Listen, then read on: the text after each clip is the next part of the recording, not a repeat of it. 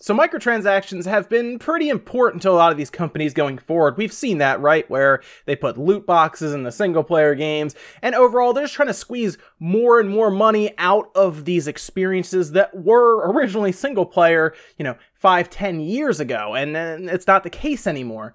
And it's becoming really so important that they are apparently willing to explore ways to give the player a feeling that they need to buy into these microtransactions for perks in the game and advantages.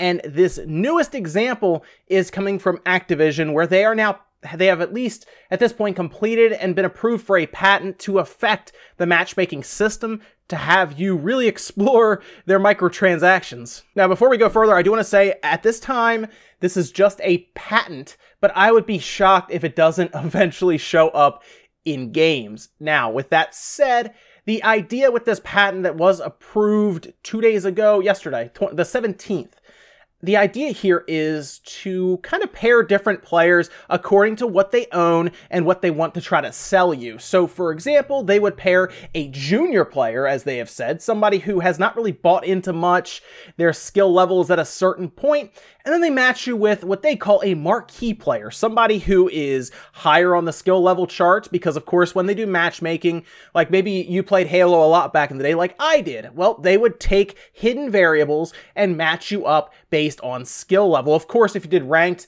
they would take that little number next to your name where you would go from 1 to 50, and they would take that little number and try to rank you according to other, maybe you're 42. They would try to rank you with other anywhere from 40 to 45, somewhere in there, just to keep things fair. They wouldn't want to put you against somebody who's like a 3. And that makes sense. But most games have that kind of hidden in the background. So, of course, you get paired up with people that make sense to be paired up with.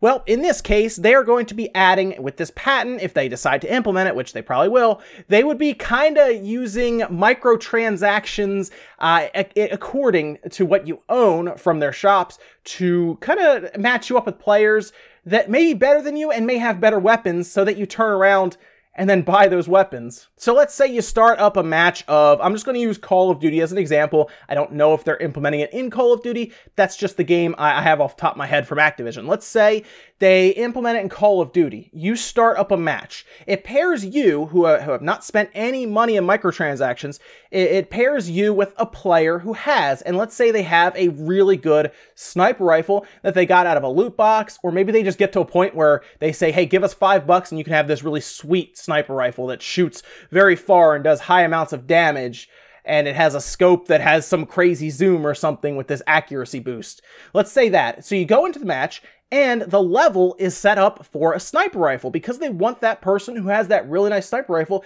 to use it against you, the player. They want you to experience the other side of that, where you're just getting sniped left and right. You get to that point where you squeeze the controller really hard and being like, this isn't fair. They have this really good sniper rifle. And then you realize something. That sniper rifle is on the banner for the loot box that's being advertised during matchmaking. I can just go buy it. I can just go buy 10 loot boxes and maybe I'll get it. So you take out your wallet, you go and you buy this loot box, and you get the sniper rifle, and now you're really excited. Well, the algorithm at this point is set up to then give you instant gratification. So the idea here is to now match you with somebody who doesn't have that weapon in a level that would give you an advantage by using that weapon. Maybe it's, again, a very large map, right, in Call of Duty, and you're just taking pot shots at these people running around. And then they do the same thing. So they have now turned you into a mercenary for hire to help them sell their loot boxes. It's an interesting patent because, well, if they did implement it, you would never know they're using you for that fact. You would have no idea. You would just be like, oh, this is awesome. I now have this new weapon that makes me unstoppable. And they would probably throw you a couple games like that where you're just unstoppable with this sniper rifle in hopes that those people on the other side do what you did. And then they take them and put you in the same exact position. Find people that they can put into that map. Maybe it's a really good shotgun and they shrink the level completely. They find like a really small level and you're just hiding around corners taking people out with the shotgun. It's a way to use the player base to help them sell these loot boxes, sell these weapons, and these people, would never know it was happening. Really, that's just the kind of the cliff notes, the whole thing. The patent's kind of interesting. They do have a lot of jargon in there. I don't know if it's there just because of that's how they had to file it, or they really didn't want people to read too much into it. I'm not sure. It was filed back in 2015. This is according to a spokesperson from Activision. It was filed back in 2015, and the idea here was that the R&D division, who's separate from the game studios, they were just playing around with algorithms, with the matchmaking, just different things. They don't have any plans for it yet. That's the key word, yet. According, though, to Destiny 2 developers, it's not implemented all in Destiny 2. There may not even be any plans, but that's not to say that Destiny 3 won't use it. Call of Duty won't use it. There are several places where they probably will eventually use this algorithm. And here's the crazy thing.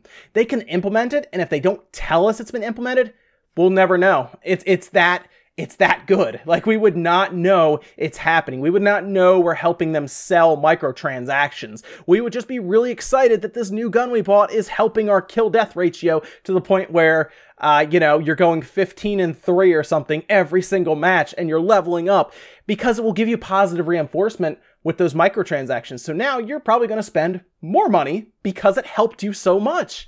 And it's interesting in that way if you really step back and look at it, but it's also, it feels underhanded, doesn't it? It feels manipulative, and that's because, well, it is manipulative.